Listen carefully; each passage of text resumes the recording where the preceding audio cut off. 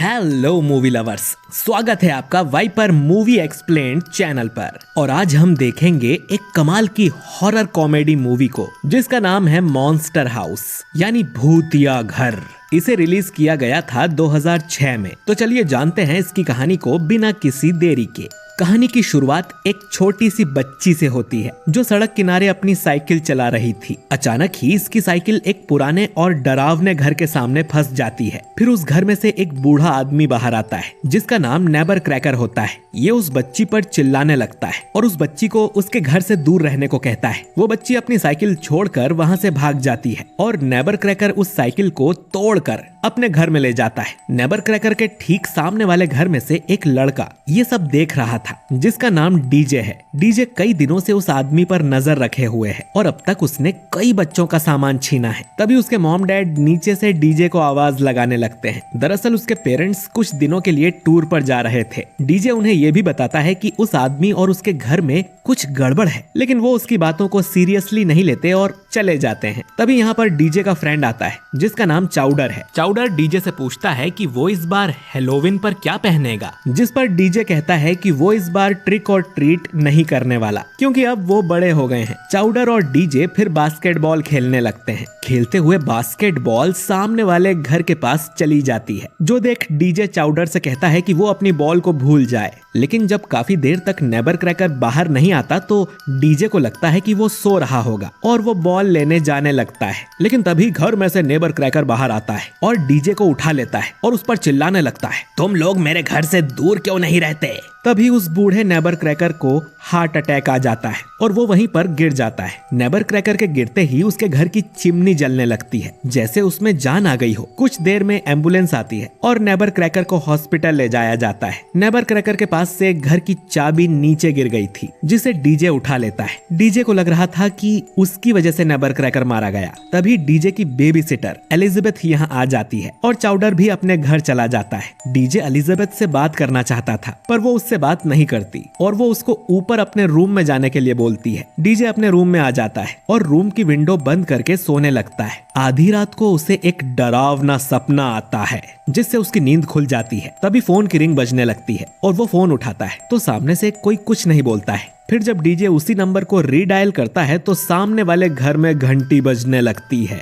DJ ये बात Elizabeth और उसके बॉयफ्रेंड बोन्स को बताता है कि नेबर क्रैकर मर चुका है और उसे उसके घर से कॉल आया है। तो वो दोनों डीजे का मजाक बनाकर नीचे चले जाते हैं, पर डीजे जानता था कि इस घर में कुछ तो गड़बड़ है। डीजे तुरंत चाउडर को कॉल करके उसको मिलने के लिए बुलाता है। डीजे फिर चुपके से नीचे जाने लगता है। एलिजाबेथ और बोन्स नेबर क्रैकर की बातें कर रहे थे। बोन्स बताता है कि जब वो छोटा था तब उसकी पतंग कट के नेबर क्रैकर के लॉन में आ गिरी थी और उसने वो पतंग रख ली। साथ ही उसने ये भी सुना है कि नेबर क्रैकर ने अपनी वाइफ को मार के खा लिया। फिर बोन्स और एलिजाबेथ का झगड़ा हो जाता है और एलिजाबेथ उसे घर से बाहर निकाल देती है। बोन्स फिर नेबर क्रैकर के लॉन में आकर उसे खराब करने लगता है। तभी उसे घर के अंदर अपनी पतंग दिखाई देती है। जब वो उस पतंग को लेने के लिए घर के अंदर जाता है तो वो घर उसे और उसकी पतंग दोनों को अंदर खींच लेता है।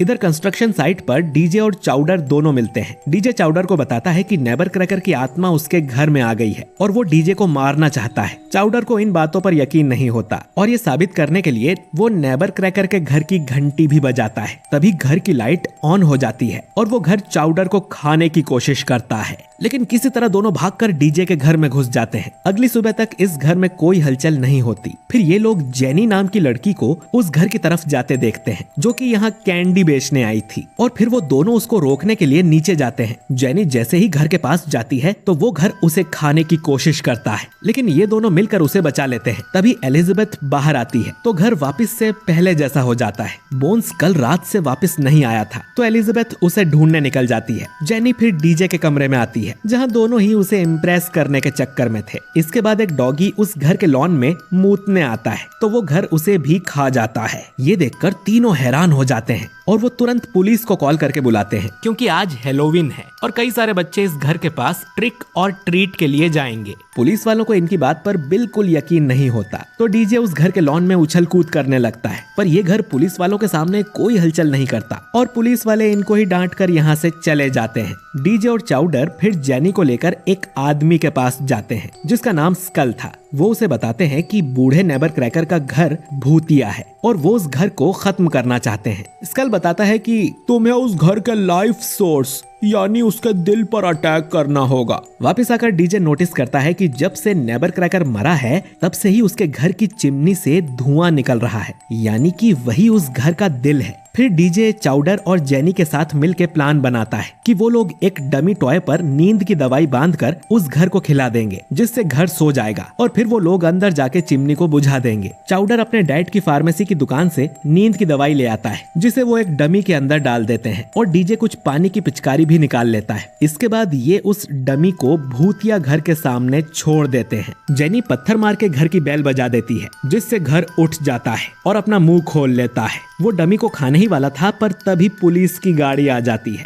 और वो घर वापस से नॉर्मल हो जाता है। पुलिस वाले इनका बनाया डमी देख लेते हैं और बच्चों को अपनी कार में बैठा लेते हैं। तभी इन्हें उस घर में से कुछ आवाज आती है और जब ये दोनों चेक करने घर के पास जाते हैं तो भूतिया घर इन दोनों को भी खा जाता है। ये तीनों पुलिस कार में फंसे हुए थे और फिर ये भूतिया घर पेड़ों से उस कार को उठाकर उसे भी अपने मुंह में डाल लेता है। लेकिन घर के उन्हें निगलने से पहले ये तीनों कार से बाहर आ जाते हैं और घर फिर से नॉर्मल होकर सो जाता है। अब इससे पहले कि ये घर जाग जाए ये तीनों उसका दिल ढूंढने लगते हैं। तभी डीजे और जेनी नेबर क्रैकर की वाइफ की फोटो देखते हैं और डीजे जेनी को बताता है कि नेबर क्रैकर ने अपनी वाइफ को बहुत खिला खिलाकर मोटा कर दिया था और बाद में वो उसे ही खा गया। साथ ही इन्हें ये भी पता चलता है कि नेबर क्रैकर पहले डायनामाइट का काम करता था। फिर तीनों अचानक से नीचे गिरकर वहां पहुंच जाते हैं जहां नेबर क्रैकर बच्चों के सभी टॉयज को इकट्ठा करता था। इन्हें यहाँ पर एक बड़ा सा पिंजरा भी मिलता है जिस पर ताला लगा था और डीजे को जो चाबी मिली थी वो इसी की थी। तीनों उस गेट के अंदर जाते हैं जहां उनको नेबर क्रैकर की वाइफ की डेड बॉडी दिखती है जिसे सीमेंट से कवर किया हुआ था। डीजे उसके करीब जाता है तो उसका पैर फिसल जाता है और वो उस डेड बॉडी के ऊपर गिर जाता है जिससे सीमेंट टूट जाती है और इन्हें नेबर क्रैकर की वाइफ का कंकाल दिखाई देता है। इससे ये घर जाग जाता है। वो एक एक करके तीनों को पकड़ लेता है और इन्हें निगलने की कोशिश करता है। तभी जेनी को आइडिया आता है और वो इस घर के गले की घंटी को पकड़कर हिला देती है जिससे वो घर उल्टी कर देता है और तीनों उस घर से बाहर आ जाते हैं। इसके बाद एक एम्बुलेंस यहाँ आ जाती है जिसमें से नेबर क्रैकर बाहर आता है, यानी वो कभी मरा ही नहीं था और इसका मतलब है कि घर में जो आत्मा है वो नेबर क्रैकर की वाइफ की है।